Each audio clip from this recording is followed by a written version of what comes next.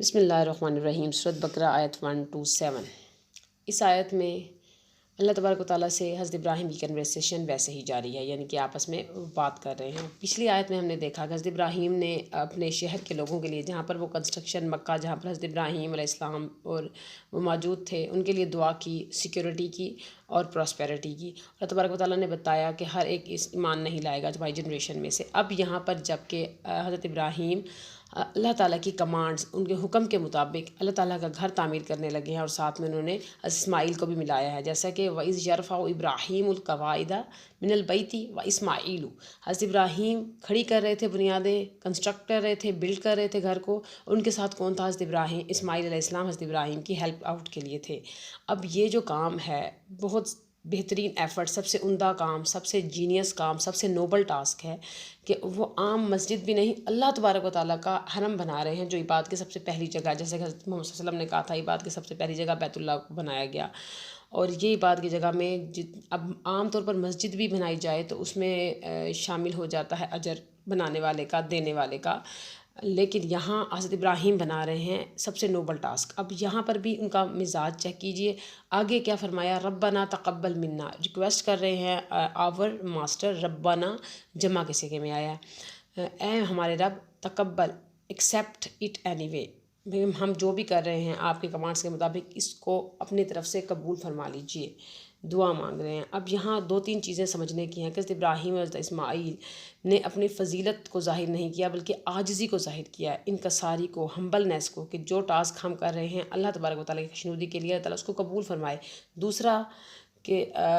جتنا مرتبہ بھی بلند ہو جائے انسان کا، حضرت ابراہیم کا سب سے بلند مرتبہ ہیں، لیکن وہ اللہ تبارک و تعالیٰ سامنے عاجزی کر رہے ہیں، جو انسان کو عاجز ہی رہنا چاہیے۔ نمبر 3،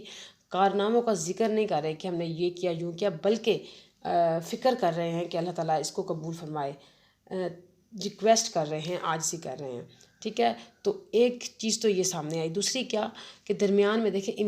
امیجنیشن تعمیر کی گئی ہے، کہ درمیان میں یہ ورڈز مسنگ ہے کہ انہوں نے کہا، لیکن ہمیں بتایا جا رہا ہے کہ جب وہ بنیادیں کھڑے کر رہے تھے، اپنے دماغ میں امیجنیشن کریٹ کیجئے، اپنا پکچرائزیشن کیجئے، اور پھر دیکھیے کہ وہ دعا مانگ رہے ہیں۔ ایک اور چیزیں بھی اس میں ہیں، اس سے پہلے حضرت ابراہیم نے کہا تھا ربی جعل ھذا بلدن، اے میرے رب اس شہر کو بنا دے، لیکن یہاں پر کہہ رہے ہیں ربنا تقبل منا۔ اب دیکھا جائے تو اس دعا میں بہت زیادہ مطابقت ہے کہ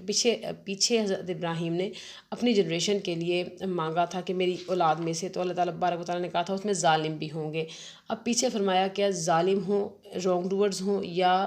اللہ تعالیٰ کو ماننے والے، ان کو فائدہ دوں گا، اللہ کو ماننے والوں کو آخر تک فائدہ دوں گا، لیکن جو کچھ لوگ ہوں گے جو ظالم ہوں گے ان کو صرف دنیا میں فائدہ دوں گا۔ یہاں حضرت ابراہیم کہہ رہے ہیں اگر پوری جنریشن کی مجھے گارنٹی نہیں ملی تو کم از کم میری فیوچر جنریشن اور یہ امیڈیٹ جنریشن سیو ہو جائے۔ حضرت ابراہیم نے حضرت اسماعیل کو اپنی دعا میں شامل کیا، ایکسیپٹ مائی امیڈیٹ جنریشن، یعنی کہ میرے اس بچے کو تو قبول فرماؤ۔ یعنی کہ حضرت ابراہیم کی جینیسنس کی یہ انتہا ہے کہ وہ اتنے سمجھداری سے دعا مانگتے ہیں، اور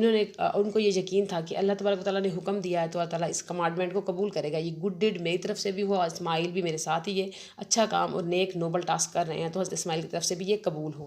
اب اللہ تبارک و تعالیٰ سے حضرت ابراہیم اپنی جنریشنز کی بھلائی مانگ رہے ہیں، انک انت السمیع العلیم، اور یہ اس میں زیادہ امپورٹنٹ یہ بات بھی ہے۔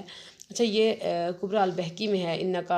تقبل منا، انک، صحابہ جب ملتے تھے عید کے دن تو یہ دعا کرتے تھے، یہ دعا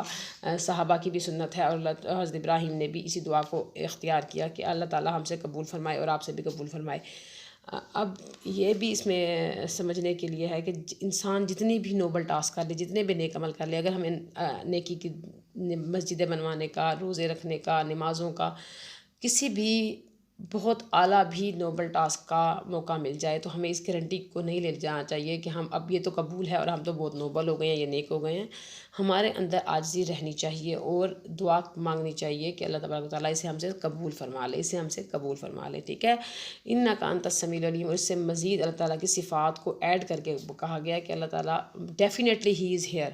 ہیئر دا دعا، ہی از ہیئرنگ دا دعا، کہ وہ سمیع، سننے والا ہے، اور اس وقت جب ہم دعا کر رہے ہیں اور وہ ڈیفینیٹلی اس بات کو سن رہا ہے، والعلیم، اور اس بات کو نور بھی ہے، جان بھی رہا ہے، ہی نو دا سچویشن اور اینڈ ہیئر دا سچویشن، وہ ڈیفینیٹلی باتوں کو سننے اور جاننے والا ہے۔ یہ بھی سمجھ میں آتی ہے کہ دعا مانگنے کے لیے اللہ تعالیٰ کی صفات کو شامل کرنا چاہیے ہمیں۔ تو اس آیت میں یہی تھا کہ ہمیں اپنی نوبل ٹاسک کے لیے خود کو